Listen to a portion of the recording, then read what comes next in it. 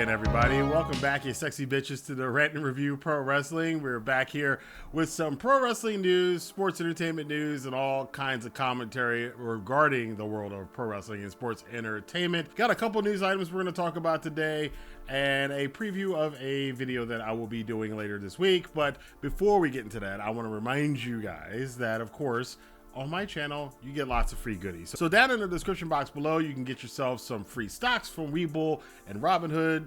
Webull's still running their promotions to get a ton of stocks. I think it's up to 12 now that you can get, which you can either cash out and take the cash for it, or you can hold on to it and see if the investments will play out. You can also get some free points from the Chase Sapphire Preferred card and a bunch of other goodies down in the description box below. So check that stuff out, see if anything will help you or if you are interested in any of that stuff. But now let's get into this week's news, and I gotta roll my sleeves up for it. This week's news in the world of pro wrestling and sports entertainment. So one of the big things that came out of what I will say was a very, very good episode of AEW Dynamite this past Tuesday is, for the first time since the whole thing with the All Out situation happened and CM Punk and the Elite, number one, we heard the Elite mentioned by Tony Schiavone on the show, but number two, the buzz around the AEW now seems to be back on what's happening on screen, and a big part of that is the promo between MJF and William Regal.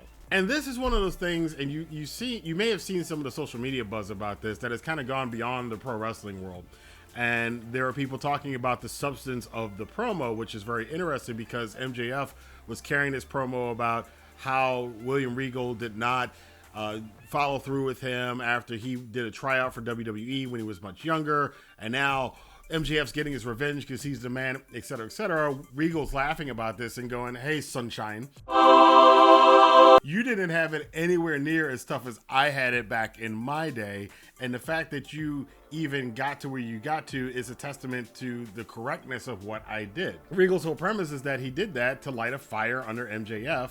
Instead of giving him the easy path, the kid should be honed by fire. He should have to grind against the rock and sharpen his skills, and that's exactly what MJF has done, and that was kind of the crux of the promo. And the reason why this is resonating out a little bit outside of the AEW and pro wrestling world is because this is a social issue that a lot of people are talking about, this generational divide, about the older generations like mine and the ones that came before me, and the newer generations like the millennials and Gen Zers going on about how you didn't give me this, you didn't give me that, and the older generations kind of understanding that sometimes you can't just give things to people.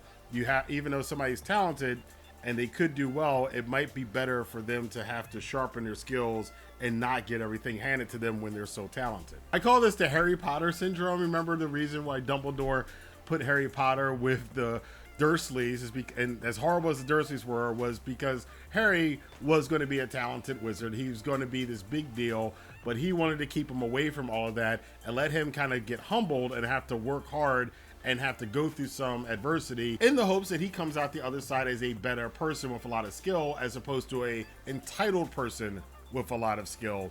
This boy will be famous. There won't be a child in our world who doesn't know his name. Exactly.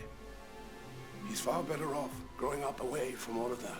And that, again, is a social issue that is, again, I've seen a lot of people pointing to this. The video is getting a lot of views online. A lot of people outside of the wrestling world are talking about it that I know about. This is probably one of the best things AEW could hear, that, again, the attention is finally kind of leaving the Elite CM Punk situation and now going back to what they're doing on screen, plus other things that they had happen. Now, an unfortunate thing that happened was the injury to Hangman Page. He suffered a concussion in the main event against AEW World Champion Jon Moxley from a King Kong clothesline. It wasn't really the clothesline that did it, but it's the way Hangman landed, because he was trying to do one of those flipping, tossing clothesline cells and wound up landing awkwardly on his head. And that's something, you know, wrestlers have been doing that for decades. You know, Kurt Hennig used to do it.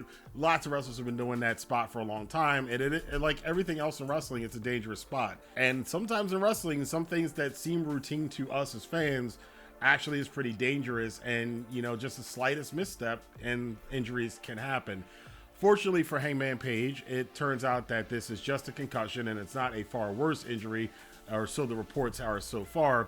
But that leads into a video I'm looking forward to doing this weekend, and it dawned on me earlier today that with Hangman now being injured, the entire Elite has been pretty much wiped out of sports entertainment and pro wrestling this year. Cody left AEW, went to WWE, and almost within a couple months got an injury, got a pec injury, so he's been out. Omega had an injury for most of the year. Then he came back for a couple weeks. Then the whole thing happened with CM Punk, so him and the Bucks are out. Adam Cole got injured at Forbidden Door. He still hasn't come back yet. Marty Scurll was before this year, so we're not going to count that. And of course, the injury that just happened to Hangman. So hasn't been a great year for the Elite, which I think deserves a little bit more in depth of a video. I had a feeling, and this is why I haven't been on for the last couple of days. I've been trying to work up some of the more documentary kind of videos I used to do on the channel, trying to figure out a way to do it correctly for the way YouTube is today. But hopefully I'll have that out to you guys by Sunday, so stay tuned for that video. If you aren't subscribed or have the notification bell clicked, definitely hit that now so you know when that video comes out. A couple other notes from the rest of the wrestling world. Unfortunately, we do send our condolences to Kevin Nash and his family. Kevin Nash's son did unexpectedly pass away. That was reported about 3 hours ago at the time of this recording. So again, condolences out to him. We did have Jim Ross, who has been absent on a couple of Dynamites recently. He did talk about the Ace Steele situation. Ace Steele has been released from AEW, and he, you know, JR did what JR does. He kind of doesn't want to take sides, obviously. So he said Ace Steele was great as a producer. He didn't really work with him, but the guy seemed good backstage. He was a friend of Punk, and there's nothing wrong with that. And that Ace Steele is talented and will probably wind up somewhere else in pro wrestling. Although I honestly, it's some dude that's biting people. I don't know if I'm hiring that person, but you know, I'm not running a wrestling company, so I don't have to worry about that. But you know, Ace Steele, there's been much worse that has happened in the world of pro wrestling, and guys have been hired. So I'm not doubting the fact that Ace Steele will probably find a job somewhere else in the world of wrestling, whether it's in WWE, Impact, MLW, wherever it could be.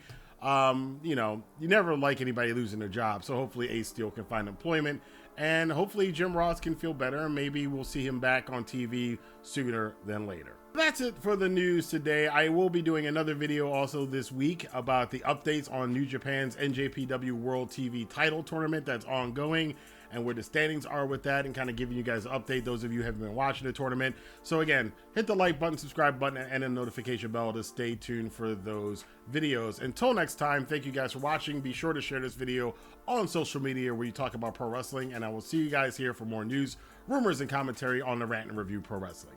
Have a good day.